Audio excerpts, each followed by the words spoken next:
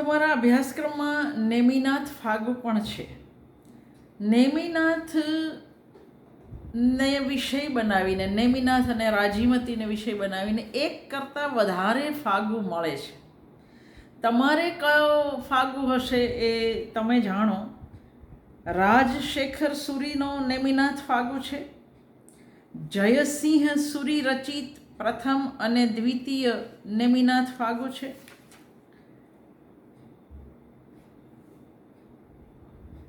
માણિક્ય સુંદર સુરીકૃત નેમિશ્વર ચરિત ફાગબંધ છે. અને સમુધરકૃત નેમિનાથ ફાગુ છે.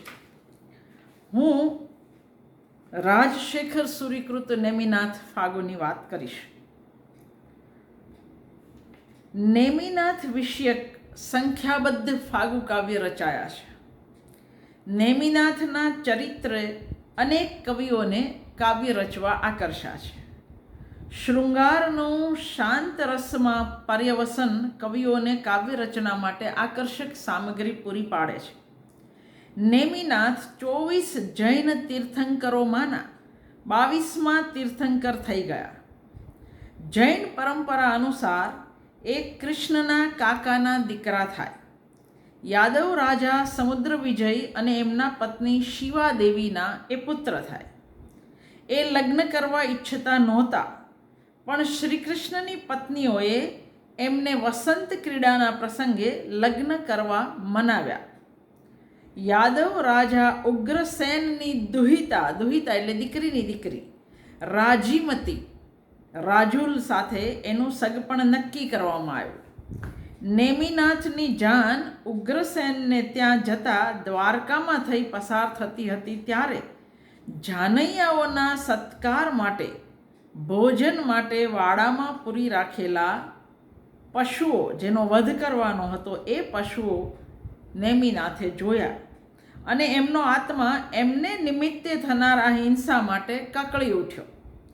પૂર્વ સંસ્કારોના બળે એમના મનમાં અપાર વિરક્તિ જાગી ઉઠી અને લગ્ન કર્યા વિના જ તે પાછા ફરી ગયા. લગ્ન ઉત્સુક રાજીમતી એટલે કે રાજુલ રાહ જોતી જ રહી. નેમિનાથે સાવંત્સરિક દાન દઈ ગિરનાર પર જઈ દીક્ષા લીધી, જ્યાં એમને કેવળ જ્ઞાન પ્રાપ્ત થયું. રાજીમતીએ પણ પોતાના મનના માનેલા પ્રિયતમને પગલે દીક્ષા ગ્રહણ કરી અને અંતે સિદ્ધિને પામ્યા. તો આ નેમિનાથ અને રાજીમતીની કથા. રાજશેખર સુરીનો નેમિનાથ ફાગુમાં રાજશેખર સુરીનો નેમિનાથ ફાગુ ઈસવીસન 1349 આસપાસ રચાયો હોય એવું મનાય છે. એમાં પણ જીન પદ્મસુરીના સ્થૂલીભદ્ર ફાગુની જેમ 27 કડી છે. એટલે રાજશેખર સુરીનો નેમિનાથ ફાગુ ઈસવીસન 1349ની આસપાસ રચાયો છે. એમાં 27 કડી છે. પહેલાં એક દુહો અને પછી રોળાની બનેલી 7 ભાસ્મા કૃતિ વહેંચાયેલી છે. એમની ભાષા શૈલીની કોમળતા, લાલિત્ય, પ્રવાહિતા અને વેગ અનોખા છે. રાજીમતીનું વર્ણન કરતી પંક્તિ જુઓ. અહ સામલ કોમલ કેશ પાશ કીરી મોર કલાઉ અધચંદ સમૂહ ભાલુ મૈણું પોસઈ ભડવાઉ ઋણુઝુણું એ ઋણુઝુણું એ કડી ઘઘરિયાલી રીમી એ પૈને ઉર જોયેલી. તો આ એ સમયની ગુજરાતી છે જે હજુ વિકસતી ગુજરાતી હતી તે. તો રાજશેખર સુરીકૃત નેમિનાથ ફાગુ કથા બધે આ જ રહેવાની છે. કવિ પ્રમાણે વર્ણનો બદલાશે. તમારે યાદ રાખવાનું કે નેમિનાથ ફાગુના રચયિતા એક કરતાં વધારે છે. જયશેખર સુરી રચિત નેમિનાથ ફાગુ. જયશેખર સુરી એટલે કોણ? જેણે ત્રિભુવન દીપક પ્રબંધ, પ્રબોધ ચિંતામણી રચ્યું તે જયશેખર સૂરીનું નેમિનાથ ફાગુ પણ છે. જયશેખર સૂરીએ ઈસવીસન 1404ની આસપાસમાં નેમિનાથ વિશે 2 ફાગુ રચ્યા છે.